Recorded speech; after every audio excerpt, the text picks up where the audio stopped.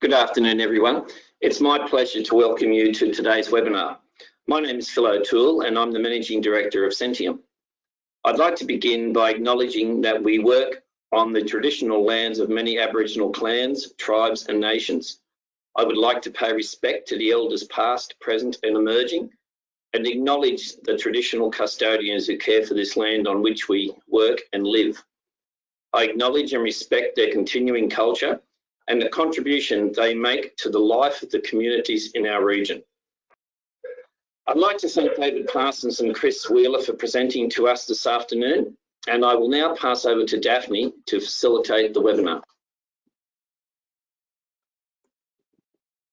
Okay, thank you, Phil. Hello, everyone, and thank you for joining today's webinar. I'm Daphne Brown, Manager Governance and Ethical Conduct at Centium. So before we get started, I'd like to just go over a few housekeeping points so you know how to participate in today's event. Firstly, just a reminder that this webinar will be recorded and will be available on Centium's website. You should see a control panel on the right side of your screen, and in the control panel, you will find an audio and question section. We have a number of people joining us today, so we won't take verbal questions, and all participants will be on mute. You'll have the opportunity to submit questions by typing questions into the questions section of the control panel. The questions you submit can only be seen by Centium and by you. They won't be seen by any other webinar participants. Please feel free to send in questions at any time during the presentation. We'll collect these questions and we'll answer some of them as part of the panel discussion at the end of today's presentations. So I'll now introduce our presenters today and give you an overview of what we'll be covering in the webinar. So David Parsons is joining us, and David's going to outline approaches on how you can best use business continuity and resilience in your organizations to take you through these unprecedented times. We'll then hear from Chris Wheeler, who will take us through the risk, conduct, performance and supervision issues that will arise as a result of what is likely to be a seismic shift in the way many employees conduct their day-to-day work, as well as the implications of this change for complaint handling, whistleblowing and investigations. After we've heard from David and Chris, we'll have a short panel discussion with them to get some additional valuable insight. Okay, so just to get us started, I'll give a brief introduction on David. David has an extensive career in the field of emergency management at local, state and national levels, as well as the corporate sector. David served for 14 years on the Australian Government's Critical Infrastructure Advisory Council. David has completed a Master's in Emergency Management and a Leadership in Crisis program at Harvard University. He completed an Emergency Management Fellowship with the Emergency Management Academy in New York. He has a Bachelor of Education and completed the Lessons Learned program with the North Atlantic Treaty Organization. David is a Fellow of the Business Continuity Institute and the Australasian Institute of Emergency Services. I'll now hand over to you, David. Thank you very much, Daphne. So I'm going to look at this event through an organisational resilience lens, looking at the disruption of the event and what we need to be doing to manage that in an effective way. So I'll ask Daphne to go to the first slide and we'll get underway, please, Daphne. Yep.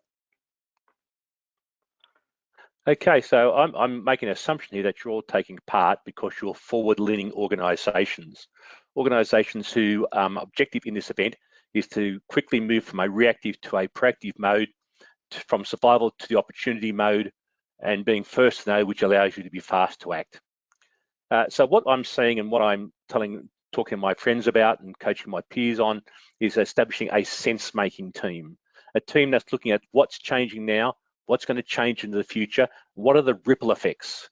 And these are really important because we see people not understanding what's coming in front of them because they're not looking at those ripple effects of the obvious.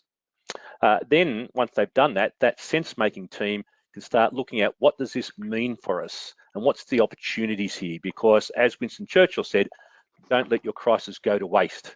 Every crisis gives us opportunity because people are more likely to accept change during times of crisis. Daphne, next slide, please. What I would be suggesting is that there's actually 3 disasters unfolding, or 3 major drivers of change. So a lot of people have focused today on COVID-19, which is about obviously the safety of our people, and they've got a set of assumptions around their infection rates, the duration this will last for, 12 months, 24 months, 36 months, depending whose report you read, you'll see different variations across that, whether it's going to be seasonal, worse in winter, worse in summer, and what the waves might be. Would the second wave be more deadly, less deadly? Lots of uncertainty. A lot of people are now really starting to focus on the economic crisis that's unfolding. And again, making sets of assumptions around the duration, when it might bottom out next year, the year after, what the unemployment rate might actually be, 15%, 25%, 30%, and making assumptions around that. The third one that's unfolding is the big geopolitical shifts that are occurring. Well, I won't focus on those today, but those questions that we'll be posing over the next year or two to ourselves about how independent do we want to be, but how interdependent do we want to be? Well, who's those we want to have a strong relationship with, and we've seen that occurring with New Zealand, our partner, and what are the threats they're actually developing? If I take, for example, the Chinese attack on the neighbouring vessel from that was from Vietnam the other day. So there's all these shifts occurring, and what I would be saying to people is, what's your agreed assumptions or facts that your organisation is working on? Because otherwise your crisis team of 10 or 20 people are actually managing 10 or 20 different events unless they've got an agreed set of assumptions or facts that they're working to. So I would have my sense-making team working to ensure we have a common agreed set of assumptions and facts. Next slide, please, Daphne. The next challenge is to do our ripple mapping, working out what this really means. So I've done 2 very quick ripple maps here, and I'll just run through a couple of things on these 2. Let's take COVID-19.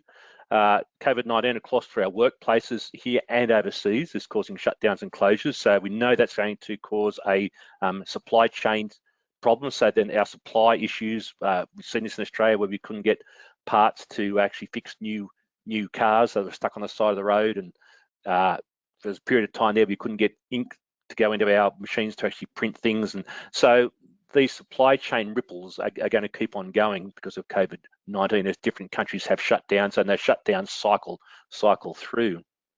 If I take the people one there, I'll just jump down to people. COVID and people, what does it mean? Well, people obviously have a level of fear, and that level of fear is going to be very variable depending on people's health, depending on their actual perception of the risk.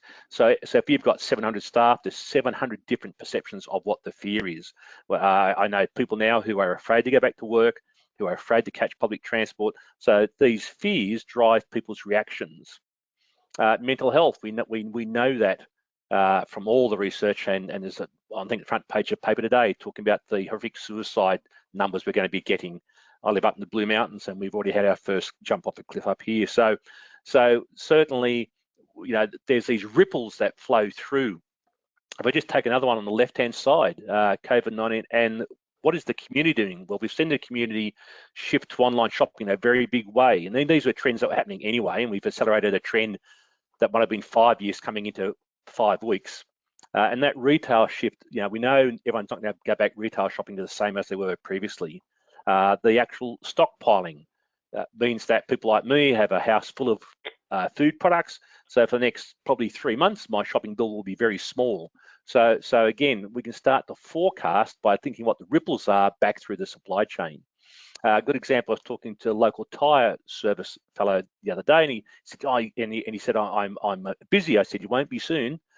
Because people aren't driving their cars, they're not wearing the tyres out, they're not going to need a car to be serviced, they're not going to need to replace the tyres. So these ripples could be weeks or months out, and those ripples will start to unfold later in the year for that particular business. And these are the challenges, that the ripples take sometimes time to actually start to impact on how our business runs. Next one, please, Daphne. Just another ripple map looking at the economic impact, a couple of ones here. If you look at the people, the people one, for example, and obviously these are just a quick cut of the vast range of issues that you'd be seeing. The uncertainty mindset. So what do we know about people with an uncertainty mindset? Well, they don't spend, they don't invest, they have anxiety, and they don't take holidays. So people's mindset's going to drive their actual choices and their decision making going forward. Down the bottom, with the supply chains, are we going to accept the actual disruption cycles? Will we decide to change who we actually buy from? Will it affect just in time? All these questions have to unfold. So we've got just in time means we can actually survive with a cheaper business model, but as we know from the last slide, it causes problems when you can't actually supply because of a disruption in the supply chain or in another country. If I go to the left, in terms of geopolitics, all those questions are now being asked about, do we actually manufacture more here? What do we need to manufacture that gives us a defense manufacturing mindset that says there are some things you need to be able to do yourself, not rely on someone from overseas to come and actually make for you. So all those discussions are of course taking place as we speak. And changing attitudes. And in the 2017 flu season, about 1,350 people died.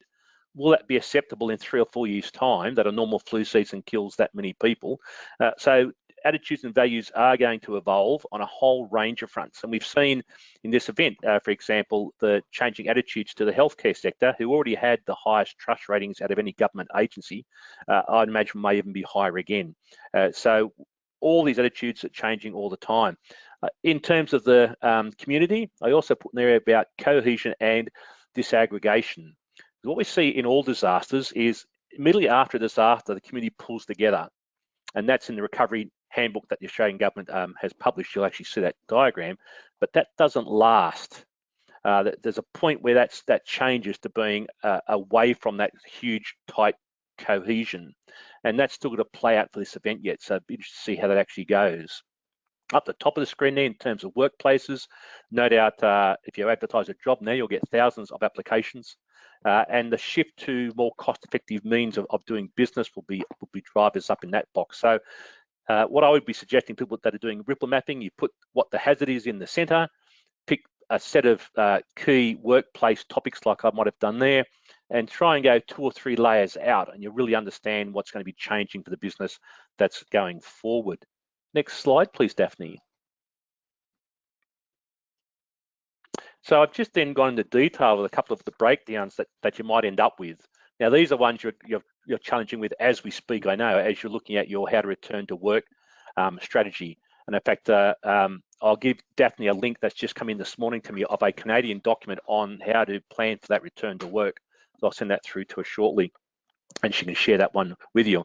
But these are just a list of things that no doubt you're, as we speak, trying to work through. And I think it's interesting to watch the news the last 48 hours. If I'll go to the second bottom item there, is around testing, privacy, liability, and personal rights. We had a council in New South Wales has told people to download the government app to their phones, and that hasn't gone particularly well for them. So there's a whole legal issue there. If you test people coming to the building for their temperature, are you accepting liability if something goes wrong with that? We've seen the rugby league try and impose the flu needle on their employees, and the outcome of that in the news. So there's lots of complex issues for your legal people to be working on in terms of returning to the workplace. And of course, what do we mean by returning to the workplace? Work from where? Is the future going to be more homework, working from home, working from remote centres? Lots of challenges there. We saw after World Trade Center attack a number of businesses who decentralized and had broke workforces across multiple sites to reduce the risk. May well be what we see out of this event, where councils and others disaggregate their workforce into smaller pods to have lower risk during this next 2-year cycle. Next one, please, Daphne. The whole people issue. We know that a large part of the population has existing mental health issues. This event, of course, will have accentuated some of those and created many new mental health issues. If we look at what happened in Canada after SARS, a number of people became wouldn't leave their homes for years afterwards. That fear of leaving home, which is agoraphobia, and mysophobia, the fear of germs. So these are we will have people in our society, and I know a couple at the moment who have acquired this. So that's got to play out in the workplace. The whole unresolved grief. We've now got thousands of people in New South Wales who won't have attended critical funerals. These unresolved grief issues are going to play out in the years to come.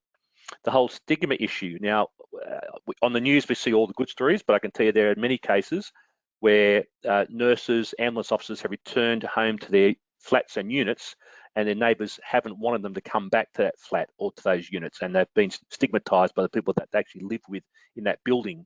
That's got to play out in the workplace. Imagine your employee comes back to work after 2 weeks off because they had COVID-19. How will their fellow work employees treat them? There's a whole tension to play out. We're seeing this in a number of places that I'm talking to where the risk profile, people like me who are not particularly scared of what's happening, but other people in the workplace who are very scared of what's happening, and the tension between how those people perceive and whether the person goes, well, you need to toughen up and be like me, or the person, all this has to play out.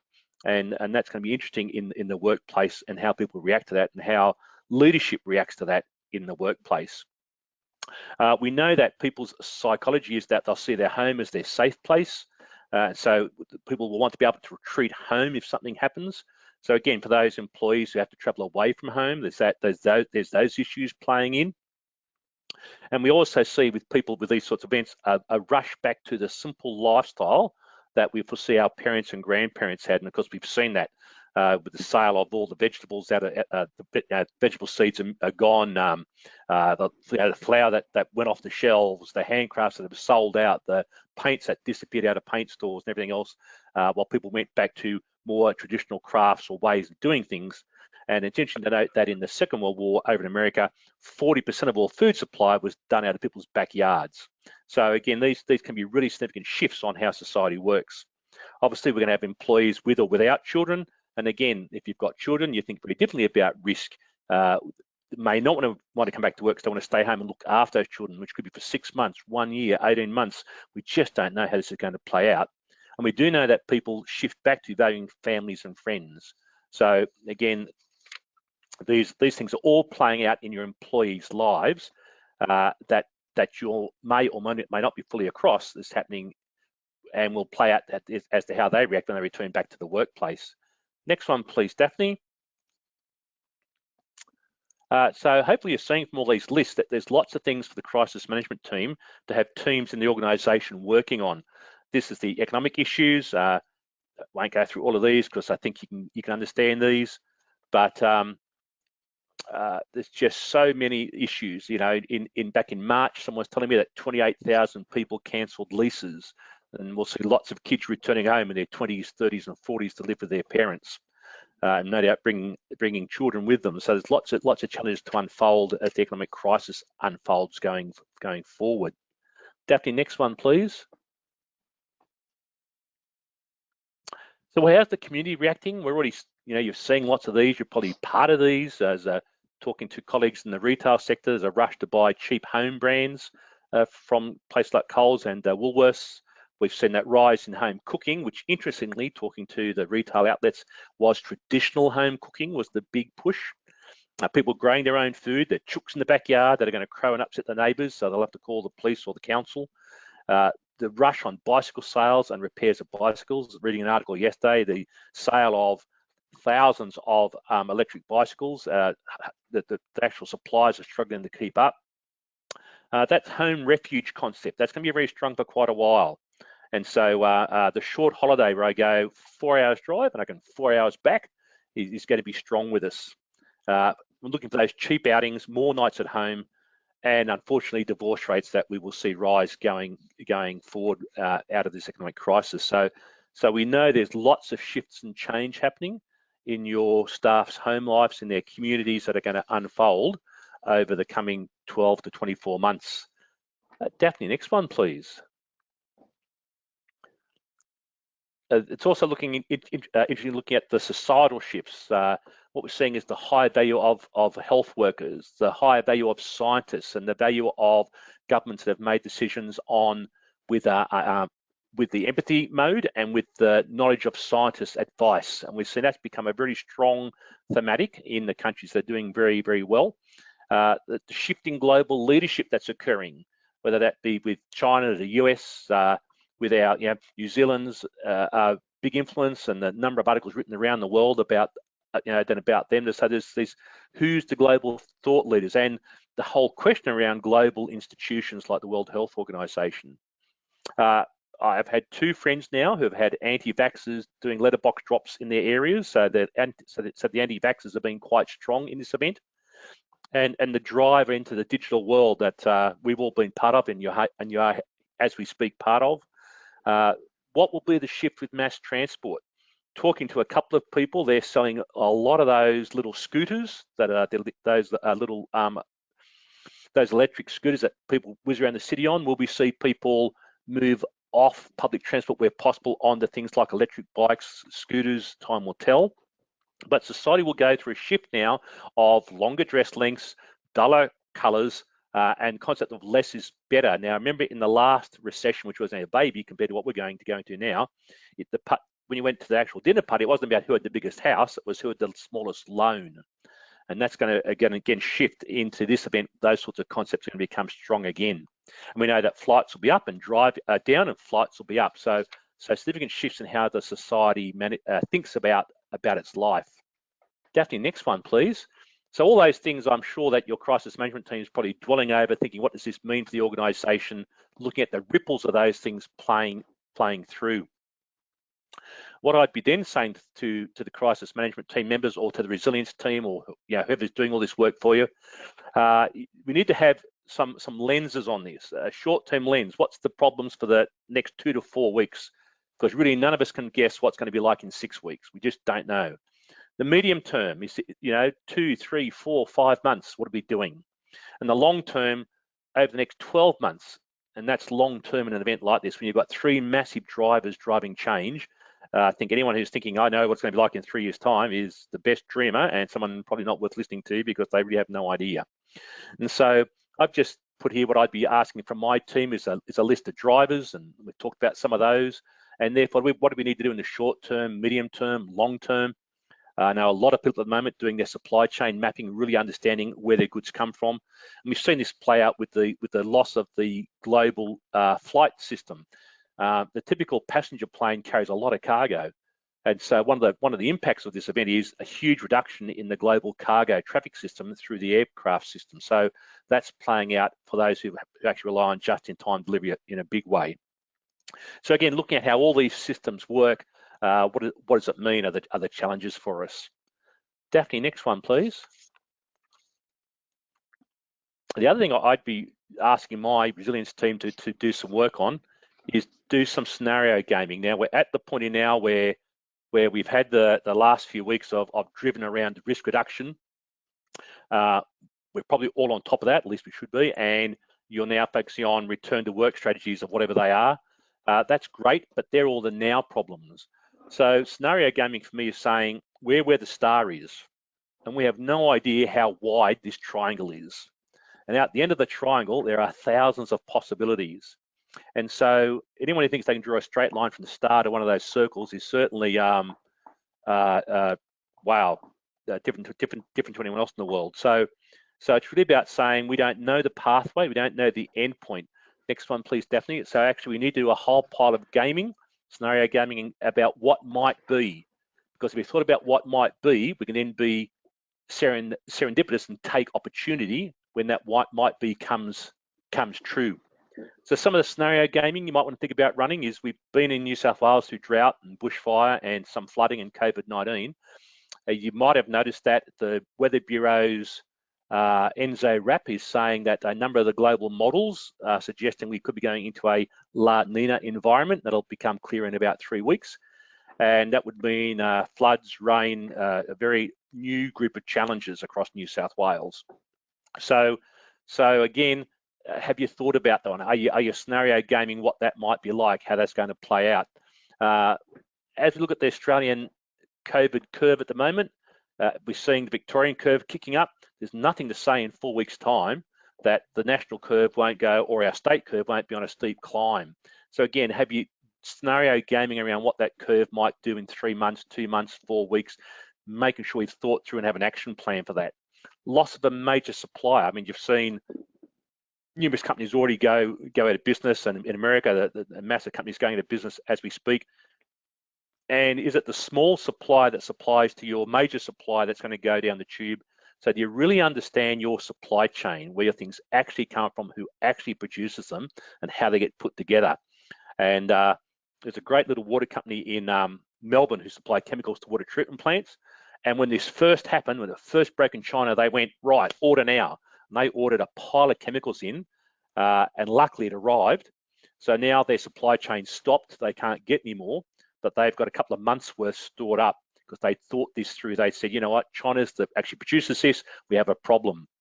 We're seeing this play out in the global drug industry, where the methamphetamine products that go into that come out of, a lot of them come out of China, and the drug syndicates globally have got a problem. They can't get their base products. So this is happening for all the industries, not just the legal ones.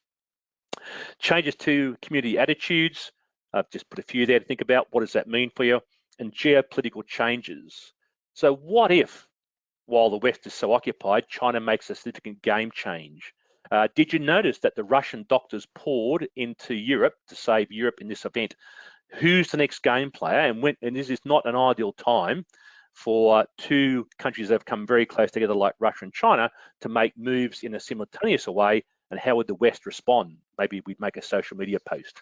So lots of challenges happening out there that people aren't fully across and watching, but could have big impacts on how our businesses run. Next one, please, Daphne. I'll finish up. I guess the challenges are, we now live in a world of uncertainty mindsets. Your staff and your customers and the people you work with are very uncertain about their futures. The brain always seeks certainty. And so they're under high levels of anxiety and stress, working out what their future might actually be. It's unpredictable where this is going to play out, depending which report you read. I read another one today that the economic outcome will be a depression with an inflation cycle combined with it. We just don't know. We'll have to just watch to see how this unfolds. But what we do know, those businesses and organisations who actually display serendipitous behaviours will take opportunity, because crisis creates opportunity.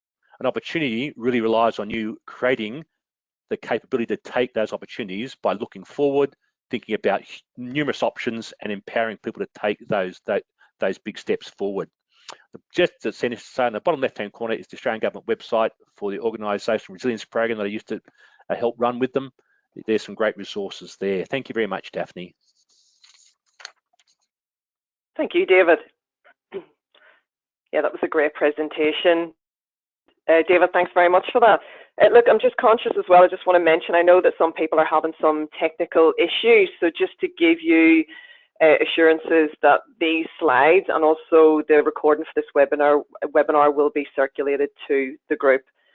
Also just a reminder that you can submit questions using the question section of your control panel on the right-hand side of your screen. Okay, moving on, I'd like to introduce Chris Wheeler. Chris is a Specialist Advisor, Ethical Conduct with Centium, a Commissioner on the Greyhound Welfare and Integrity Commission, solicitor, accredited mediator and consultant. Chris has worked for state and local government agencies in Victoria and New South Wales, and was previously Deputy New South Wales Ombudsman for 25 years.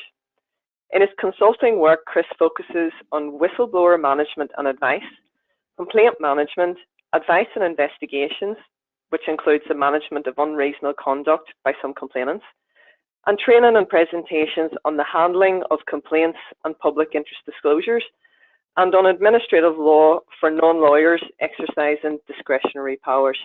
I'll now hand over to you, Chris. Thank you. Thank you, Daphne.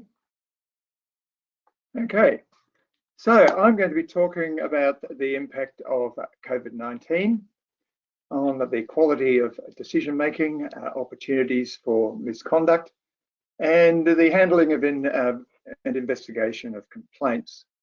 And while I'll be talking in the context of responses to the current pandemic, many of the changes to work practices that we're seeing will continue to one degree or another into the future in a number of occupations that traditionally have been solely or largely office-based.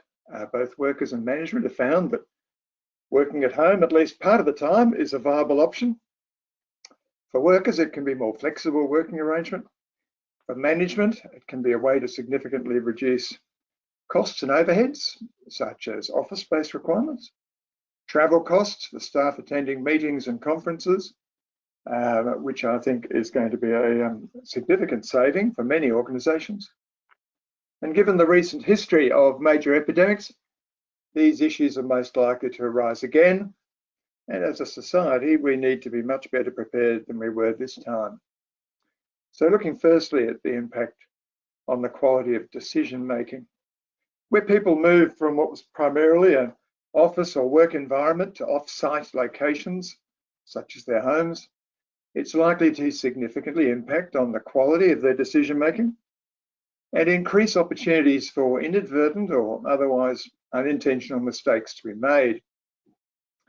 There are several reasons why, and I'll refer to just a few. David quickly mentioned some of the people issues, but just to go into a little bit more detail about that, if we look firstly, say, at mental health, the results of the Australian Bureau of Statistics latest survey of household impacts of COVID-19, which was published a few days ago, 1st of May, they found that compared to their 2017-18 National Health Survey, almost twice as many adults reported experiencing feelings associated with anxiety, nervousness. That's 42% compared to what was 24%. And there's restlessness, that's 35% compared to 20%, at least some of the time. And over a quarter of Australians felt everything was an effort, at least some of the time. Interestingly, women and adults under 65 reported significantly higher levels of these feelings. Secondly, we've got issues relating to loneliness. Research has found that loneliness can result in a range of health problems. The other day I was reading an article about the work of Vishal Kishore, Professor of Public Policy and Innovation at the RMIT, and he's been looking at the human impact of loneliness. And they were doing focus groups with students who've been learning primarily online. And this highlighted that there is something irreplaceable about true human-to-human interaction, that it's not achieved through video conferencing. What is missing is the casual and the social interactions, including the body language, social cues. And this can significantly impact on a person's sense of well-being. Of course, the impact will vary depending on whether where somebody is on the extrovert-introvert scale. I mean, extroverts are going to feel particularly distressed, but even introverts, when all of a sudden everyone's at home at the same time, might actually be having some problems as well. The third one is the reduction in opportunities for the informal discussions with colleagues, including debriefing after difficult interactions with customers, clients, complainants, or even other colleagues. Fourthly, the reduced levels of supervision by and guidance from supervisors and managers. Not only will options for effective supervision be more limited, but of course you've got that urge to avoid having to engage in difficult supervisory conversations will be highlighted, where you've got to do it over a video link or over the phone. So responses to underperformance or inappropriate behaviour can be expected to either inappropriately delayed, entirely lacking, or less effective. So these sort of inadvertent or otherwise unintentional mistakes that can occur because employees and managers have not fully appreciated some of the risks that can arise in a family or shared house working environment, for example, might include employees accessing the web without having appropriate security software in place, if they're using their home equipment, inadvertent breaches of confidentiality where employees have left private or otherwise confidential or secret information somewhere where housemates or family members can see it, Family members using the organisation's hardware and systems might inadvertently access confidential information, or if somebody's using their home equipment, the same thing could happen. And I think we need to bear in mind, of course, that this is Privacy Awareness Week. There are other problems that can arise where there's a lack of or reduced supervision. For example, some employees need the support provided through supervision and could suffer stress and anxiety without it. I'm sure many of us have worked with people who have difficulty making decisions and need to talk to others before they feel comfortable about doing so. Where employees are used to hands-on management, its absence could be uncomfortable territory for those who need encouragement, guidance, support to adapt to changes in their working environment. As Charles Darwin, I think, has often been misquoted as saying, it's not the strongest of the species that survives, nor the most intelligent. It's the one most adaptable to change. Now, he may not have actually said it, but I think Taviri would have agreed with if he'd thought of it. So some of the options that might be relevant to address these issues, while video conferencing and telephone conversations with supervisors and colleagues might not fully replace the benefits of direct human-to-human interaction, they are better than no interaction at all. So options might include supervisors having daily video meetings with their teams, particularly say near the start or the end of the expected working day, or at set times during the day for people who are caring for children. Staff being made aware that their supervisor might call them personally at any time for a range of reasons, including checking on their welfare, monitoring work activity or progress on projects, calling groups of staff to ensure teamwork is being effectively coordinated or to share insights. I think staff should be encouraged to call colleagues, to keep in touch, to share information, coordinate work being done in teams, seek advice, discuss any issues that might come up, debrief after difficult conversations, whatever it might be. Clear rules need to be set about expected working hours. And while a flexible approach being adopted for people who also have to, care for children, there still should be some clear rules set about what is working time and what isn't. And either way, staff should be encouraged to put in place a routine. The line between work time and home life needs to be clear. This can be a particular issue if work mobile phones are not available for staff to use for business purposes, needing them to use their home phones or personal mobiles to have conversations with customers, clients, complainants. It's also important that staff are directed to take appropriate steps to prevent family members or housemates from accessing any hardware or systems being used for work purposes, whether it's their personal equipment or their employers. Now, looking now at opportunities for misconduct. In a working from home situation, the opportunities for people to do things that are not in the interests of their organisation can be much greater than when they're working in an office environment. In April this year, the ICAC published a report entitled Managing Corrupt Conduct During the COVID-19 Outbreak. Now, that report refers to the well-known fraud triangle and tells us that a combination of, firstly, financial pressure, secondly, opportunity, and third, rationalisation is conducive to fraud. The COVID-19 pandemic and related economic downturn have intensified all 3 points of the triangle. Now, the report then goes on to note that employees, suppliers, customers may be experiencing actual or anticipated financial hardship. Organisations' controls and levels of supervision may be weaker or not functioning, and perpetrators may find it easier to rationalise dishonest behaviour, which is often referred to as licence. They feel licensed to do so. From an organisation's perspective, moving from an office-based work arrangement to having significant numbers of staff working off-site for extended periods requires either unrealistic levels of trust in the competence, integrity and motives of all staff, or major changes to security measures, supervisory arrangements, plus the provision of detailed guidance to staff on how they are expected to set up and work off-site, for example, in their home. Now, just to give a few examples that come to mind of circumstances that might lead to greater opportunities for misconduct.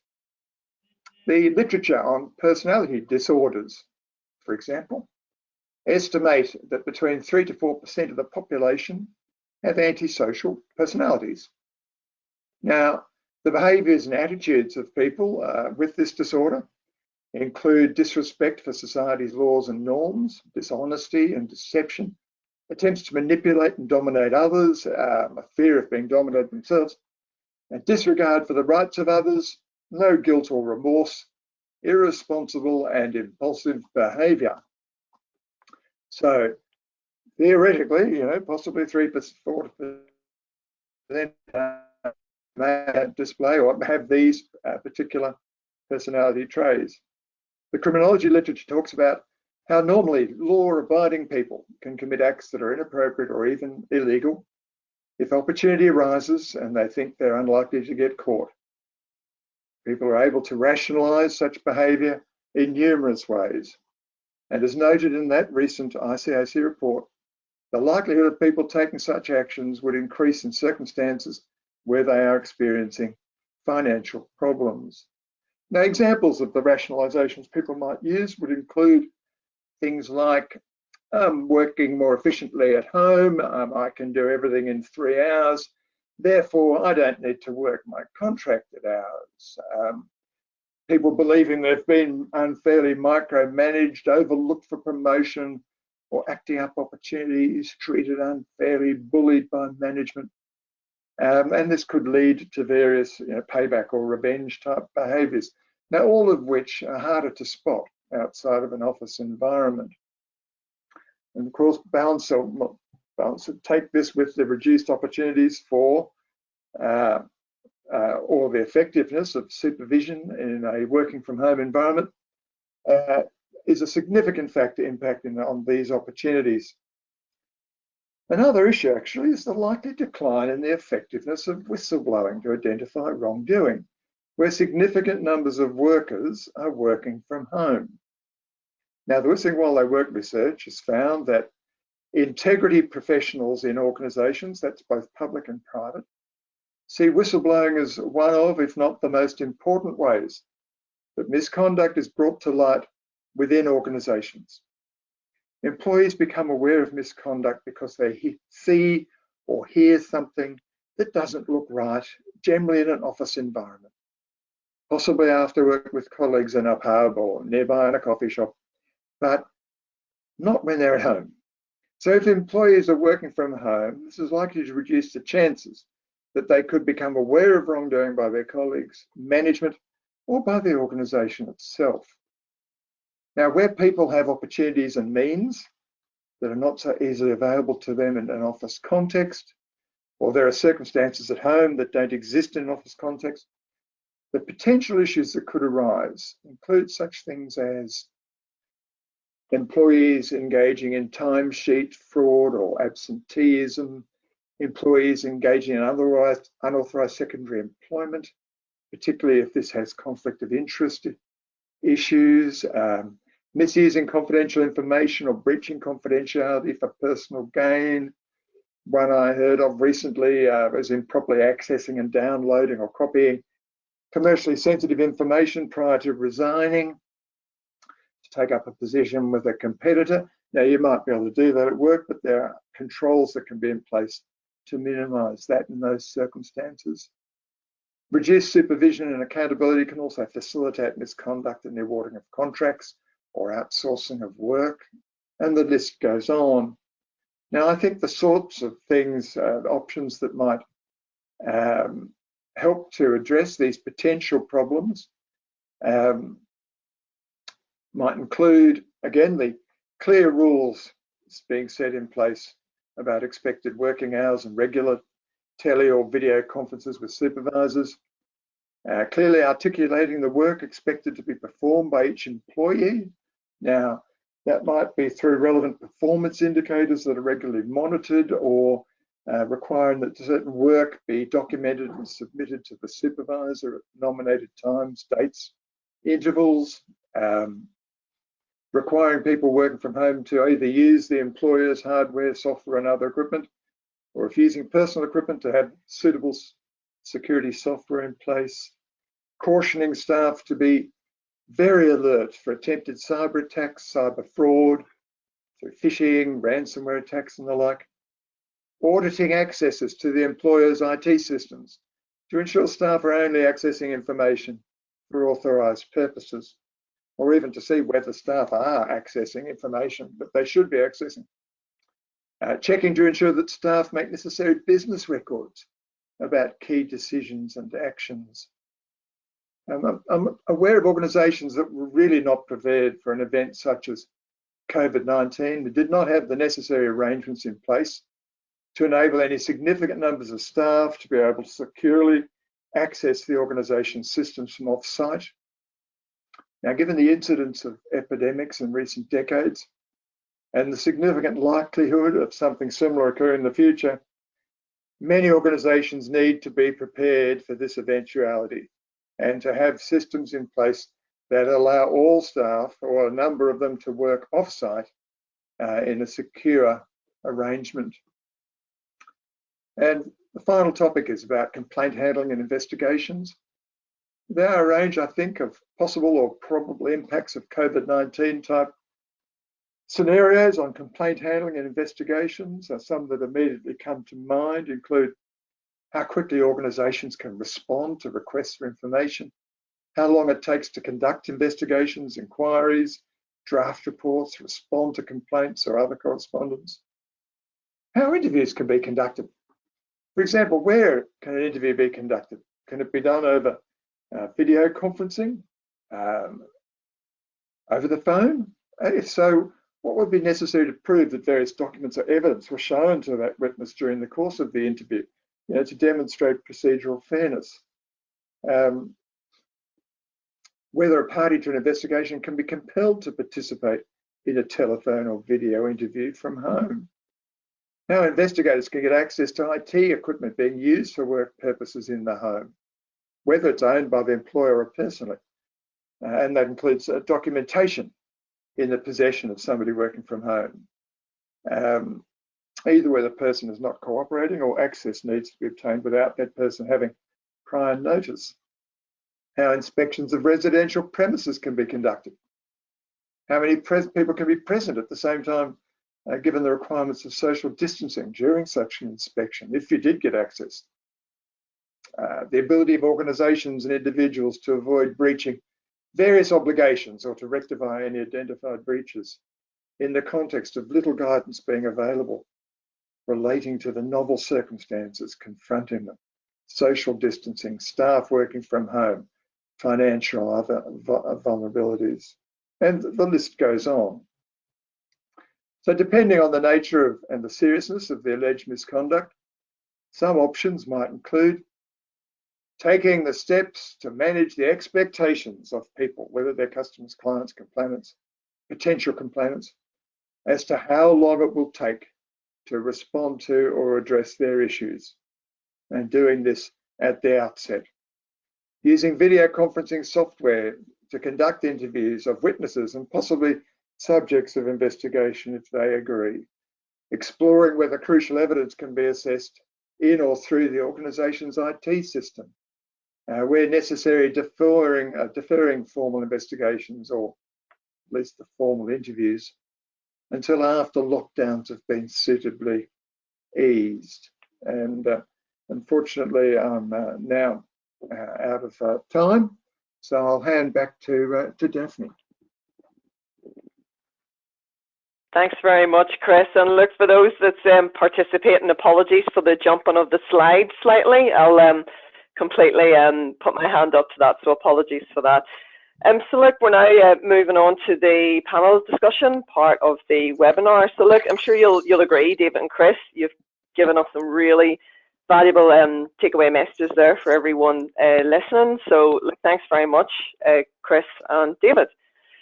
So I'm just going to put some questions to you both just to consider and respond back to. So just to get us started, I'm conscious we have about 10 minutes left on the clock.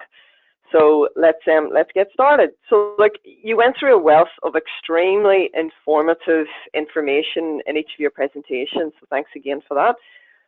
So what do you think is the biggest issue organizations are faced with right now and need to respond to? And David, can I throw that over to you first, please, for a response? Yeah, thanks, Daphne. The challenge is we're at the start of an unfolding event. And so at the start of an unfolding event, you want to be collecting lots of intelligence to understand what that event is.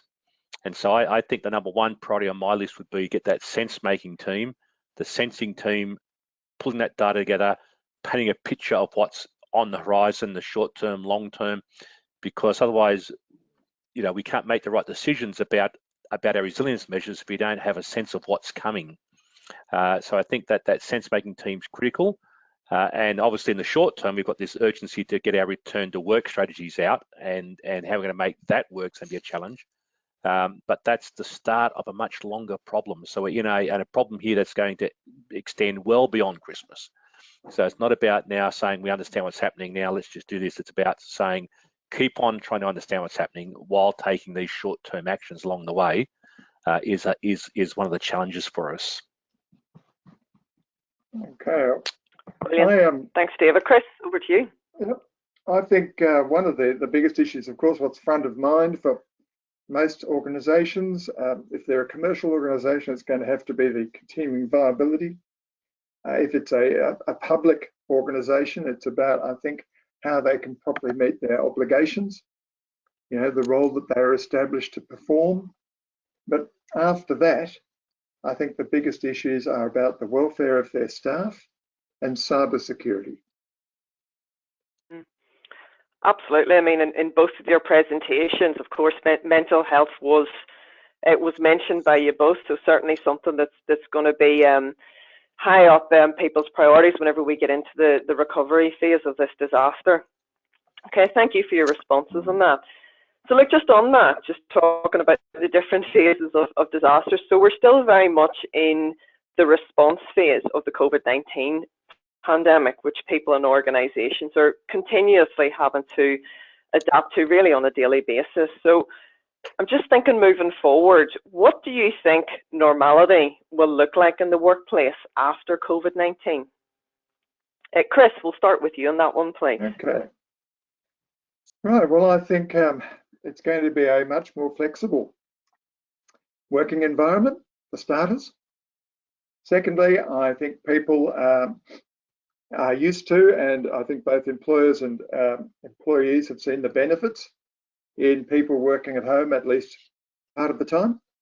So I think that will have a significant impact on office space requirements. So we might find ourselves with smaller offices. You might find large organizations having, as David mentioned, about having separate locations. So that I know of one particular organization in a large building, one person in the building got COVID-19 and they closed the building straight off.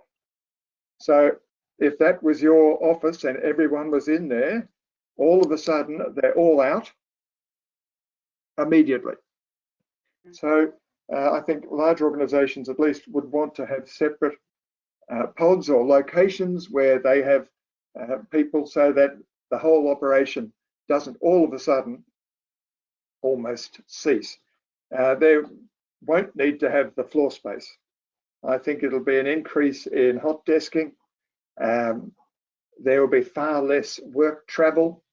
The idea of going to conferences and going to meetings interstate, for example, I don't think that's going to be very common at all.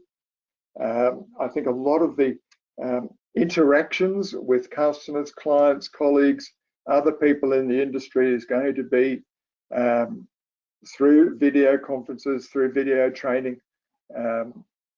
So they're the sorts of things that I think will be significant changes that will continue into the future. Thanks, Chris. David, I'll throw that one over to you, please. Yeah. So just I just want to say that my strong belief is we're actually responding to multiple crises, not just COVID-19. And so we need to be thinking in our mind about the multiple crisis events driving change at the moment, of which COVID-19 might have been a trigger, but it's just accelerated what was coming anyway. So for me, it's about rapid learning. So I'd imagine already you've had a debrief, already learning from what's happened in the last 5-6 weeks. You're already rolling out those learnings because we need now to be rapidly adapting because there's going to be more change over the next 3 or 4 months that you have to learn from and rapidly adapt again. So I don't see any static state in the next 12 months. I just see constant change, constant rapid learning, constant rapid adaptation, and people are going to find it very hard because people like certainty, but I don't see any certainty in the next 12 months. And so it's going to be about redesigning, retraining, redesigning again, and just on a continuous spectrum. Now, a lot of the community do get this because those free TAFE courses that have been offered have been subscribed to the hilt. I know of a number of people now who are already making decisions about requalifying because they realise their future has just disappearing before them. So to me, it's about rapid learning, rapid adaptation, rapid learning on an endless cycle. And if you haven't, and to me, I would have someone driving that because it's got to be endless for the next year ahead, if not 2 years. Yeah, completely concur with that. Now. Yep. Absolutely. Look, I'm just going to go to a question that's been submitted from the participants. So look, if you were to give the people here that's listening one piece of advice, I know that I appreciate you've given lots of pieces of really informative advice in your presentations, but if you were to give one piece of advice to a system in the current circumstances, what would that be? Sorry, David, over to you. Okay. Well, and every business book says some sorts of things, but your people are that solution. They hold the ideas. Many of your staff, maybe not all, but there's many who have got ideas about what their future could be like. Their lives are changing in their own homes. They're seeing the need for change. Something we always want in the workplace is people who are actually happy to change. Well, this is the chance. This is when crisis is when people will adapt. Even though it's still hard, there's an opening. And a great quote the other day was that the new vision is unlikely to be developed by those who made the last one if they've got a strong tie to the last one. And I was talking to someone just last week and they said, oh, but we just released our business plan like in January, we have to stick to that. And I thought, oh, that's very sad, a loser. So that's not going to work. So your people have visions, they have thoughts. It's how we actually unleash that in this rapid time of actual adaptation is going to be the challenge. And that's going to really strike. There's some great leadership required for the next 18 months. Yep, absolutely. Thanks very much, David. Chris, over to you. I think I agree with what David has said. I think people need to be giving a lot of thought to what might be the next normal, to what might be the world once we come out of this. How should the organisation reinvent itself? Because I think nearly all organisations are going to have to reinvent how they do their work, and they need to start preparing a detailed plan for the sort of return to business at the scale at which they were doing it before, if that's at all possible. Brilliant. Thanks very much. Okay, everyone, look, I'm really sorry, but we're going to have to wrap up things there. I'm afraid we're out of time. So look, David and Chris, thank you so much again for all of your information and your insights today. So just again to apologise for technical difficulties anyone's experienced on this webinar, but the slides and the recording of this webinar will be made available on Centium's website. So Phil, I'd like to pass over to you, please, just to formally close the webinar, please. Thanks very much, Daphne. As David and Chris have so clearly outlined, these are indeed very challenging and fast-moving times for everyone. This is the first of a series of webinars that Centium will be presenting on a regular basis. Our next presentation will be on the risks, challenges and opportunities associated with organisations and staff emerging from the COVID-19 crisis. which was touched on in today's panel discussion, including how well they adapt to the changing work environments ahead of us all. We would also invite today's participants to let us know if you have any other topics you would like us to address. On behalf of Daphne, David, Chris and the broader Centium team, I would like to thank everyone for taking the time to join us today, and I'll now bring this webinar to a close. Please enjoy the rest of your day and keep safe, everyone. Bye. Bye-bye. Thank you. Bye, everyone. Bye. Thank you all.